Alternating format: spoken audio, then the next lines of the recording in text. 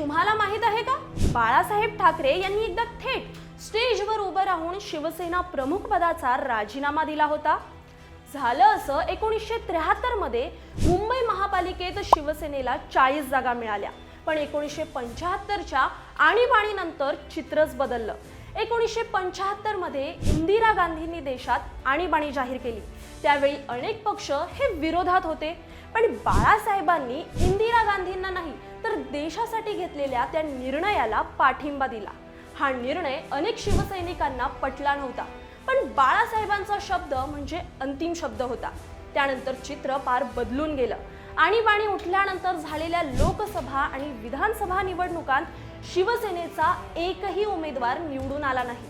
हे पाहून बाळासाहेबांनी घोषणा केली की मुंबई महापालिकेत जर हरलो तर शिवसेना प्रमुख पदाचा मी राजीनामा देईन. आणि तेच झालं. 1978च्या मुंबई महापालिका निवडणुकीत शिवसेनेला फक्त 22 जागा मिळाल्या आणि सत्ता हातातून गेली. हा पराभव बाळासाहेबांच्या मनाला लागला आणि त्यांनी दिलेला शब्द पाळायचा निर्णय घेतला.